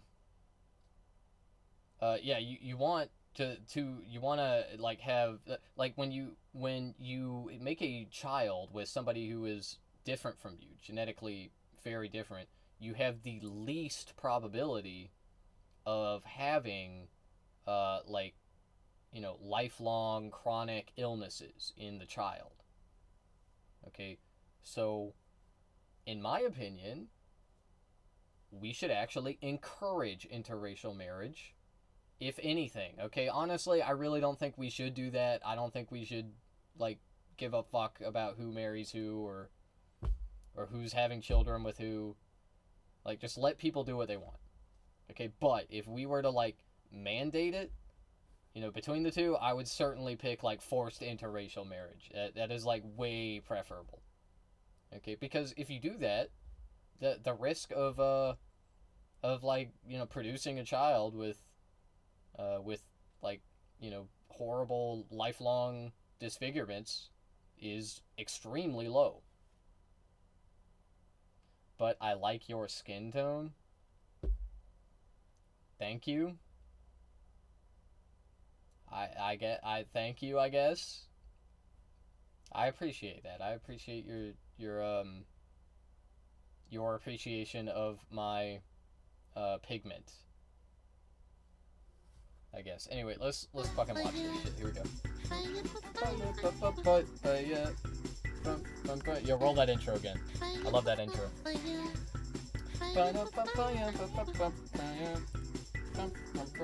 Hell yeah. Oh boy, is this Blue Sky or Twitter? I'll be right Which back. one? Which one of these insane websites is being dumped today? So Charlie Critical had made a few statements addressing the tragedy that happened to Charlie Kirk, and multiple times he condemned what happened to Charlie Kirk, which is Yeah. obviously a very reasonable thing to do. Because However, it's violence against another human being that did nothing wrong. Huh? to certain Yeah, I feel like that's pretty normal. individuals over on Reddit, TikTok, and even his own subreddit, by the way, Yeah. well, some found it to be very offensive. How Oh. dare he condemn this? Oh, And then I looked up the UFO stuff, and then Matt texted me if I heard about the Charlie Kirk thing. I had no idea what he was talking about. Immediately, first thing on Twitter is that video clip. It was me too! Me too! Literally, I think I was scrolling right before stream, 5 minutes before stream, and I got gore shocked. Literally, I was like, fuck me, and I have to fucking stream? Yes, the close-up one. Yes, it was the one that was the first one that was posted within 15 minutes before stream. I wish I hadn't seen it. Yeah, me too, man. I don't know. I don't care who you are, left, right, Republican, freaking different religion, or I don't give a shit. It's horrible, man. It's horrible, man. fucking crazy. It was That insane. was gruesome. Yeah, so, God, what was I gonna respond to? My bad. Hold on. Me, I have to fucking stream. Heard about the Charlie Kirk thing. I had no idea what he was talking about. Oh Immediately yeah. Yeah, so people are mad at Charlie, whatever. He, like, didn't... Okay, look, dude. I saw the video, too. Moist Critical, yeah. Yeah, you might not know about him. He's a guy, he's popular with people that look like me. He's popular with the young white male demographic, I think. Like, sort of liberal leaning white male demographic, mostly apolitical. He hardly ever talks about politics. He did come out recently and talk about Israel. That was pretty crazy. That the guy with the long hair? Yeah. Yeah, I thought he was a Republican? No. No, he's like, usually when I call people apolitical, that means they're Republican. But Moist Critical is, you know, he's mostly apolitical. He's like a liberal-leaning person. Yeah, I mean, I don't know all of his, like, opinions about policies and whatnot, but I think he's a liberal. Okay, I mean, fuck, he came out and was like, yeah, Israel is doing a genocide. Like, yeah, he's a liberal. Left, Anyway. right, Republican, freaking Oh yeah, different. I wanted to say, when it happened, I got on my computer, I heard the news, I was like, there's no way. It's got to be AI. So I went on 4chan, I looked for the video, I very quickly found it, and I was like, oh yeah, that shit is real. That definitely fucking happened. And it was shocking, okay? Even, like, when I was, like, I looked for it, okay? Like, I can't imagine what it was like for, you know, Alana. Like, holy shit, like, you just, like, go on Twitter and it's just, like, right there, like, yeah. Sorry for showing Kirk water fountain. Yeah, man, that was too soon. Too soon. I don't know. It's not that I'm not the funny police, okay? I didn't find it that funny, me personally. But here, I'll show what he's talking about. I'm gonna show it on stream, dude.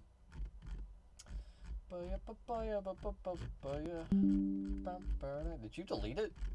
Oh, you did, didn't you? Or am I stupid? Oh well. Me and my people laughed. When they go low, we go lower. Yeah, that's a good attitude, I think. I'm not the comedy police. I don't really. It didn't bother me. That's not how I felt about it. If it had bothered me, I would have told you. That's fucked up. That's fucked up. I would have finger wagged you. I did deleted it. All right, that's okay.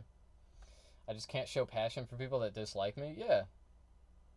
I mean, and Charlie Kirk, he was a horrible racist.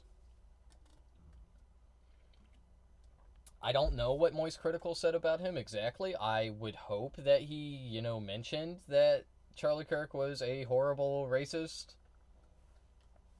I don't know if he did. I don't know. But it's wild how a white man killed him, and yet we're still hated. I mean, they were. It wouldn't have ever mattered. Okay, it wouldn't have mattered. They're just gonna. Like, whoever it was that killed him, they're always gonna say it was a woke leftist. Okay, it doesn't matter. It was a woke tard. It was a woke tard. They want to kill us, brother. Religion, anyway. I don't give a shit. It's horrible, man. It's horrible, man. Fucking crazy. It was That insane. was gruesome. Yeah, it was unbelievable day. Jesus. Fucking awful though, man. Yeah, hopefully they catch the guy. I don't know how they're going to, but hopefully they do. Because right now it seems like they're just arresting a bunch of, like, random old guys. I don't think it was a professional. I think it was just an absolute craze. Keep in mind, this is like on the day, I'm pretty sure, no? Maniac. He But I posted guess we'll this. see. Hopefully Day they He catch was after, the streaming. probably. It's fucking scary. Yeah, Who knows if they want dude. it? Probably not. Maybe once they catch the shooter, but in the meantime, probably I not. think That's they just caught outrageous shit. him Usually after, the new like, stuff I 4 covered is days. wackier. This one is just actually diabolical. Well, after they caught Tyler Robinson, he ended up making that video. So let me be crystal clear here. I think the assassination of Charlie Kirk, everything that happened here is fucking horrible. I think it is horrific. Awful. I think it is terrible. And I'm aware that some people have been celebrating this. I find that to be disgusting. What happened here is bad. This is the most lukewarm take of all time. Like, you're condemning violence against another person. Whoa, buddy. Whoa. Yeah, I mean, it's. I agree that it's the bare minimum, but, like, also, actually not. Like, that's pretty much where it ends with Charlie Kirk, okay? If you're, like, actually a leftist or even a liberal. It begins with, I don't condone violence, and that's where it ends, okay? Because, like, what else are you supposed to say? He was a terrible person.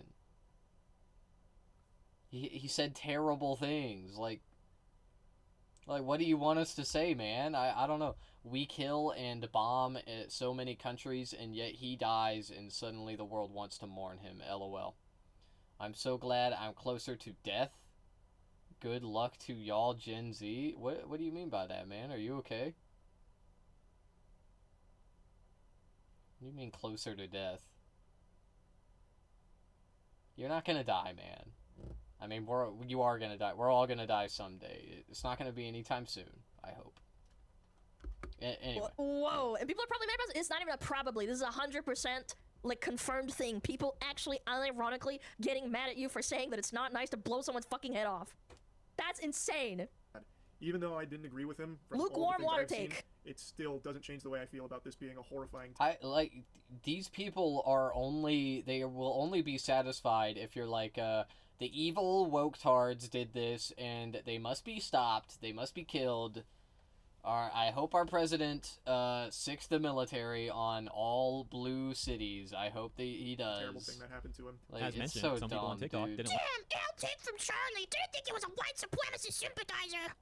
like Charlie condemning what happened to This Charlie is Kirk. what I think that people like that sound like. I'm sorry. Things like, This dang, is the first I'll thing take that for came up Charlie. to my head. Of course, the famous YouTuber would have this garbage take to save face. Oh my god. Guess I won't be watching him anymore. Didn't think he was a white supremacist sympathizer. Oh wow, L take from On Charlie. voting. Yet he didn't show any compassion and didn't even say a word for Palestine. Interesting. Why does this guy have? He doesn't sound German. Why does he? It's always the fucking Germans, dude. Antworten anzeigen. I just don't get how a guy that can get so much coverage over innocent children, like kids who were robbed of a future, plus most of those kids were white. So why aren't they concerned about their race dying then? Because that violence is normalized. School shootings are normal. They're just a part of our life now. That's it. That's it. They have increased over the decades. They will continue to. People see them as a normal fact of life. Because Republicans have pushed for years that there's nothing we can do. There's nothing we can do. There's nothing to do. We have to arm teachers. That's the solution. Oh, fuck, that didn't work. Oh, man. I guess there's nothing to do then. Okay, wherein, counter to that, this killing, the Charlie Kirk killing, is weird. It's different. We haven't seen this kind of political violence in a long time. So, yeah, I mean, that's pretty much it. I hope that answers your question. And again, I think this is a lukewarm take too. I'm not celebrating, but I'm definitely not mourning. That's fine. Okay, you're not crying and bawling your eyes out. You're not sad, like you're not fucking crying and shitting your pants. But I get it. Okay. And then you can see some duality. That's like it's crazy to me that's the sensible take. Like what the fuck? There at the end, one user saying, yeah, so they demand respect about Charlie Kirk. Like you cannot celebrate his death, even though he was evil. Even though like the thing is, I didn't celebrate his death. I was I was shocked and disgusted by it, and I discourage that kind of thing. I don't think that this should be permissible in our society. But I don't blame people for celebrating it. Like, I can finger wag them all day, and I will. But like, he was a fucking white supremacist. What am I supposed to say? Am I supposed to be like, oh, like, no, don't do that, no. Like, no, man. I'm not gonna do it. I'm not gonna, like, sit here and like, morally grandstand the Charlie Kirk killing. I don't care if people celebrate it. I don't. Pretty sure 9/11 and watching people fall to their death is more gruesome, but maybe that's just me. That was like, yeah, that's also terrible. I've seen that video as well. I've seen probably most of the people that jumped. But anyway, that wasn't in like high resolution. You didn't see them splatter on the ground, okay, and like Charlie Kirk being shot was just like it was different. Okay, it was different from that. I wouldn't say it was more gruesome. I would actually, I'd say they're probably like equivalent. Okay, you're watching people die. Yeah. Killing someone for a different opinion is peak fascism, and the other saying, "I'll never have sympathy nor empathy for a fascist." On his own subreddit, there was a post. You have to have an opinion on everything. See what I mean, chat? See what I mean? Yeah, well, someone died, but, like, also Palestine. It's like, oh my god, you're so chronically online. Oh my god, am I willing to bet you're probably unemployed? Yeah, but Palestine! But this! But that! On his own subreddit, there was Oh a post my titled, lord. "Let me get this straight." Wait, but when I was employed, I was the But Palestine guy. like I've been doing that. I was employed, bitch. In today's video, Critical claims he cannot opine the type of person Charlie. Opine. Now I'm unemployed and I'm still doing it. Claims he could not opine on the type of person. What the hell is opine? Am I too retarded for this? Opine means like. I'm not sure what opine means. I want to say that it's like when you like pussyfoot. Is that? Oh wait, he cannot opine on the type. Oh, it's like when you like speculate, right? It's like a kind of like speculating. To have and express an opinion. Oh, okay. Makes sense. To give one's formal opinion. This country has more atrocities. History has taught us that. Maybe I'm just too desensitized to understand his death being a shocked value. But maybe you're right. We see something in HD. But I just can't be shocked. Alright. Well. I don't know. We're talking about emotion. We're talking about feelings. I don't know. I can't... We are a very violent nation, and so it's really not crazy to not be shocked by violence, okay? It's just not. Like, you're not a crazy person for that. You're not wrong for that. It's really just a sign of the times. We're not only are we an incredibly violent nation, but that violence is now turning inwards. And it's growing. Every day, every year. On Kirk. So, he immediately follows this up by saying he confidently believes Kirk's killer was left-leaning, based solely on internet memes. They then go on a weird rant about some EDP stuff. I'm skipping that part. Charles White Jr. has sold out to the sensationalist, anti-intellectual, Asmongold-esque right-wing. Look, as much as I like yeah, Asmongold, I wouldn't go that far. As much as I like Asmongold. God damn, dude. I need to watch more Alana.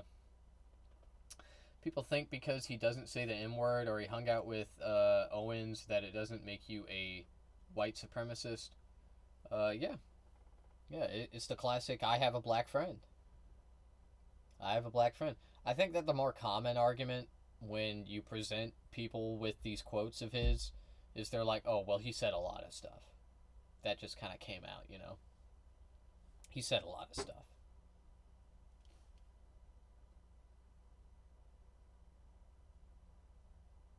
What was that?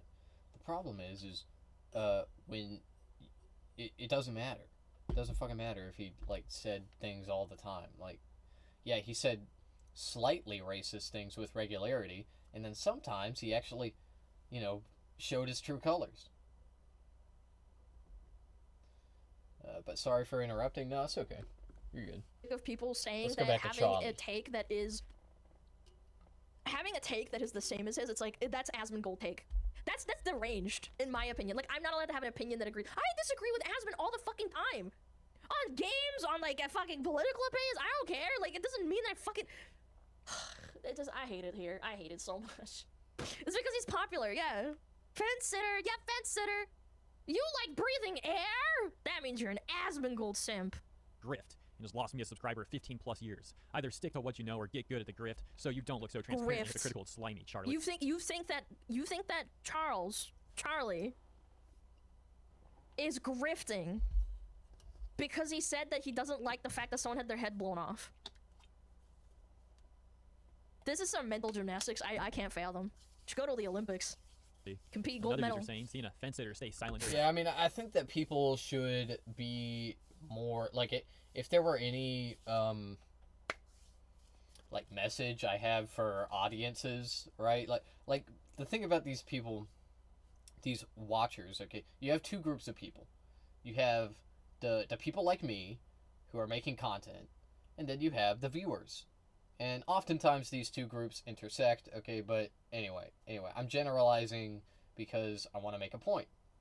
And that point is when a content creator like me sees Charlie Kirk get shot, you see yourself in him, okay? Not because I'm a racist and a white supremacist, but because he was a content creator. I am a content creator. It's real scary when somebody that does the same thing you do gets assassinated because they were doing what you do. You understand?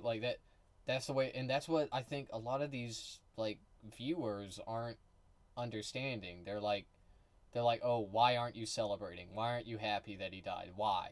He was evil. He was bad. And it's like, it doesn't matter. It doesn't matter that he was evil. He was bad. He was shot because of what he was doing, because of what he said and what he was doing. And you can say oh, well, Ja3starr, you're not a racist and you're not nearly as popular, so you're not going to get assassinated. And that may be true.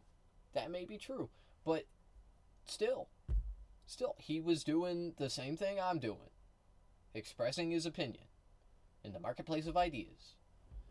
And for that, it was for that reason, he was murdered. Anyway. Fascist regime. Let's keep going. And this one, who seems to be upset with Charlie referring to the assassin as a leftist, which seems to be referring to this part of his video. Anyway, as of now, there's been a lot of misinformation flooding around with like different Tyler Robinsons and also like people making claims about whether he's a Democrat or a Republican, which is obviously a big subject here considering the motive being political. Now, with all the available information about what they found as well as like where he's potentially been, to me, it seems like he's more left-leaning than right, but nothing is 100% confirmed, and there's so much information it's hard to know for sure. A lot of people are saying since he grew up in a Republican household and there's so many photos of him at a young age around guns, he must be Republican. But that's not always the case. Kids don't always... I knew a very left-leaning person that was borderline, like, you know, some people would say the word tanky, that loved guns and said that every citizen should have a gun. That's not a fucking, like, exclusively right-wing versus left-wing take. I'm not even kidding. Yeah, I agree. It kind of used to be. But more liberals are coming around to... like, you know, caring about the Second Amendment immensely. But you'll notice that leftists, no leftist will tell you, like, oh, that's why we need school shootings. Because even though they don't say it in those words exactly, that's what Republicans say. They say, we need school shootings because we need our gun rights. Can't have gun rights without the school shootings. Okay, leftists have a different idea from that, understandably. But yeah, sure, like leftists like guns. I like guns. I have guns. I have lots of guns. Come and take them from me. Come and take them from me, sissy. They were a nice person, too. Don't get me wrong. It's just like that's... Sissy liberal. It's not a tanky. No, I mean, I'm not going to get into it. But, like, my point is like, some people would perceive it as, like, a tanky thing. Because you're supposed to... Never mind. I'm not going to say it, but you get my point, though. Like, No, I'm trying to put them in a box. You don't understand. I'm trying to categorize them, Chatter. Come on. That's not... Just let me do it. Let me put them in a box. That doesn't make you a left-leaning versus right-leaning person. There are plenty of people that are very left-leaning that like guns. Grow up to be just so stupid clones of their parents and their beliefs. Like, yes, they're more solid with beliefs, but it's not always how it works out. But right-wing people own the guns, okay? They do. Like they own that debate, okay? They do. They do. Right-wing people do. Hands down, okay? Just like how they own patriotism. That's it. Like you'll notice that Democrats, some of them will try to like out-patriot the right, okay? They'll try to be like, oh, I'm the real American patriot, brother. Yeah, but I'm a Democrat. Yeah, and like, they legitimately, like, they will do that. Okay, lots of Democrats do this all the time. They're like, no, actually, we're the patriots, we love the Constitution, we love the Founding Fathers, blah, blah, blah, blah, blah. And, it's stupid. You can't win. It's the same thing with guns, okay? Like, I'm not saying because you're a leftist, you need to hate guns, you need to not like guns. Like, no. Just don't make it your whole personality. Just don't make it your whole personality. Right-wing people, they make it their whole personality, bruh. They're like, they live and die by the gun. It's crazy. Closest to him, he got much more political over the last couple years. Live for guns, die There's for no guns. telling for sure. But this definitely does seem to be a politically motivated assassination, which, Sure. if you ask me, is a horrible thing. Yeah. And my heart breaks for the family that is now without a father. And ultimately, of course, his full take on this matter was... Yeah, and then there's people that are like, yeah, it should be the daughters next and the wife. is quite a bit longer than the chopped up brief version that I included in this video to show you like some of the highlight areas that people were taking umbrage with. And I'll have both linked in the description because one comes from his channel and the other one comes from Penguin Zero Clips, specifically like the stream highlight from the beginning. Nevertheless, it's absurd for him to get backlash for simply saying that this was a bad thing that happened, more or less. But it's also very expected, as essentially anyone who came out condemning this stuff on the internet was getting backlash from like certain other parts of the internet. The one-time use of the words fascist. I didn't. I condemned it. So did Hassan. Okay, why did we not get backlash? Well, for me it's obvious. Okay, I have 3 concurrent viewers on a good day. But anyway, the real reason is because the reason Hassan didn't get any hate for what he said, condemning the violence, is simply because we followed it up with, you know, we don't condemn the violence, but he was a terrible person. Okay, as long as you clarify that Charlie Kirk was a bad person, because he was, and his rhetoric was vile and real, and people did listen to him, and he affected public discourse. As long as you acknowledge that, you're not doing anything wrong, okay, by condemning the violence. You could have more, but you forget to change your stream title. Yeah, the problem is, man, I'm lazy. I'm lazy, and I don't want to change the stream title. I don't want to do all that. That's like, I barely ever change the category. Oh, well, you're a terrible streamer. Well, maybe it just needs to be easier to do that. Maybe I don't want to have to go on my fucking stream dashboard and click on the things and then type it in, and it's just like, it's like 7 different steps I have to do every time I want to change the category. It's stupid. No judgment, buddy? Okay. I appreciate that. I hear you. I hear your lack of judgment, and I appreciate it. But yeah, that's why I don't do that.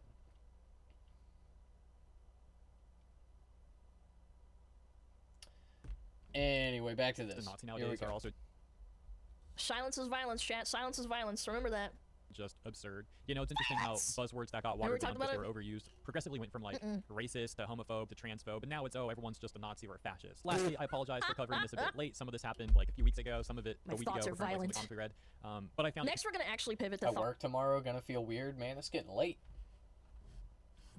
You need to go rest your head, okay? Damn. You know, maybe I'll start doing the political commentary at the end. And that way, because I'm going to upload it anyway. And then you can watch that. I can just cater all of my content to you, Donut, because you're my #1 fan, bro. Why is it so hard to sleep on your back? I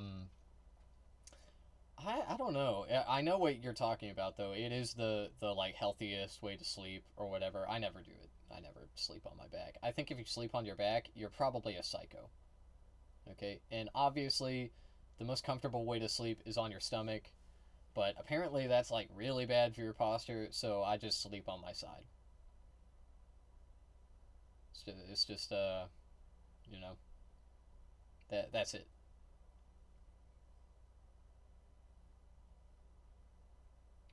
LMAO, people watch, but I keep telling you, which I get you won't do, but I got a scam.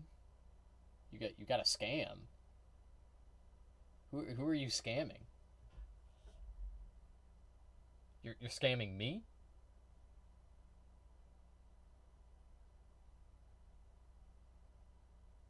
You're not gonna scam me, Donut. That's not happening, man. Pretend you're a fake Republican grifter. Oh, yeah, my bad. I forgot. Well, my name's already out there. You know, I can't really fake it now. Like, I'm already a woke-tard. Been labeled a woke-tard. I could hide my face like ICE. Yo, what if I roleplayed as an ICE agent? I'll be like an ICE agent streamer.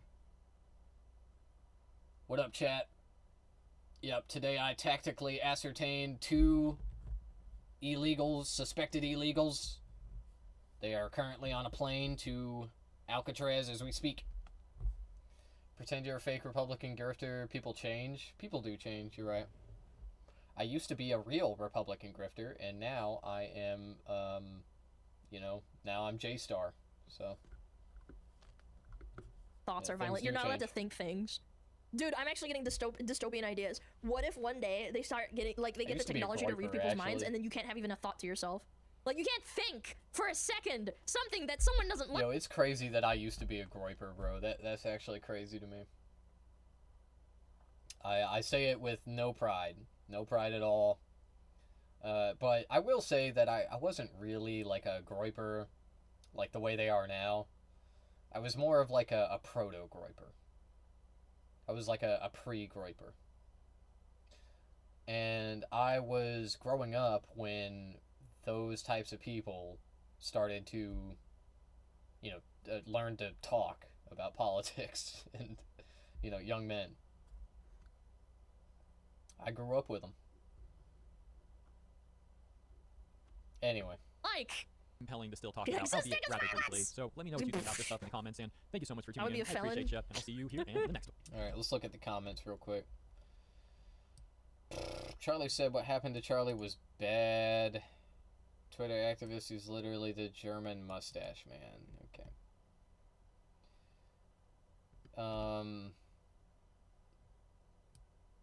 Well, yeah, that's what they were saying, yeah. I think that Charlie could have expanded on what the, big takeaway here. Charlie, he condemned the violence. Liberals did not like that he didn't expand upon the Charlie Kirk topic. I don't really blame him for not, I think he, like I said, he should have talked more about Charlie Kirk and what he said, and you can talk about Charlie Kirk and what he said and how evil it was, and you can still say, look, he didn't deserve what he got, okay, obviously, or even if you're gonna say he had it coming, you can still say violence is bad, we shouldn't do violence.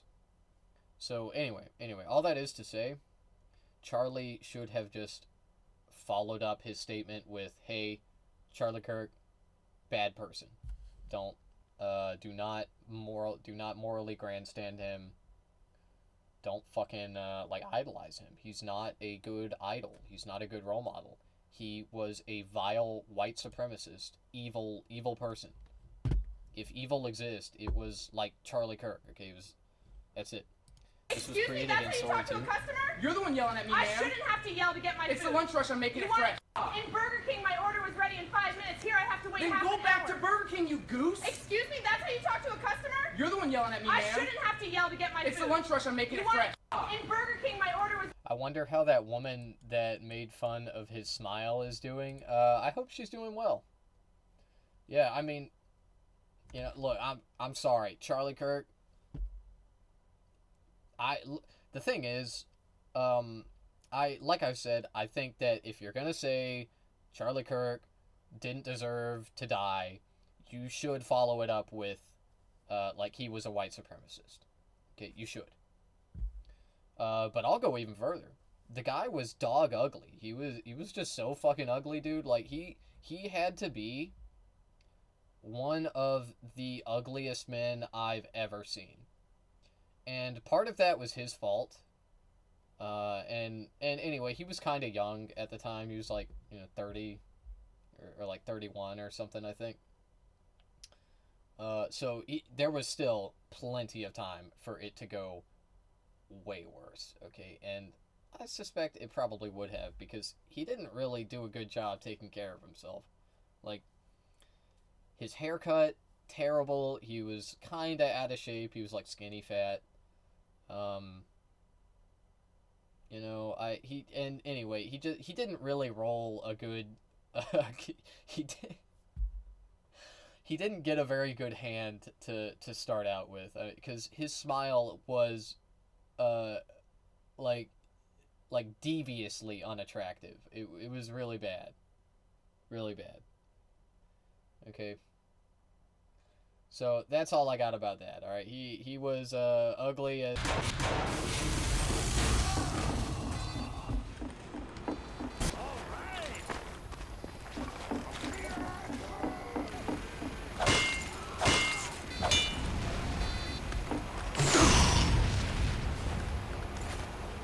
Teleporter going up.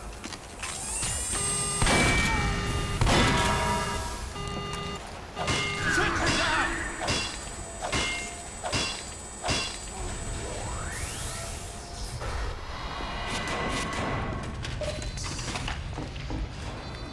Building the sentry.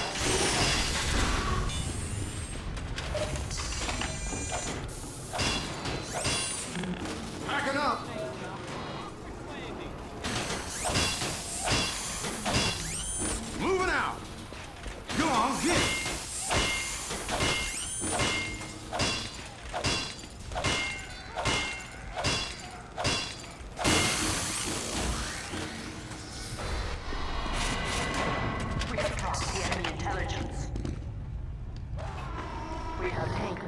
have dropped the enemy intelligence. Alert. The enemy has taken our intelligence.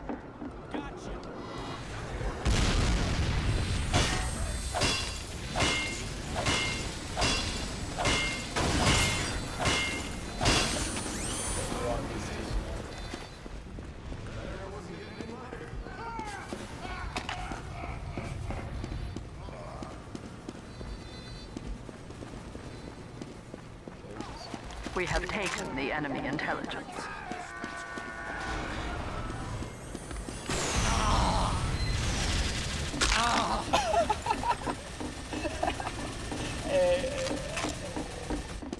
I can't believe I did that shit, dude. This is, yo. Easy, easy, easy. Victory.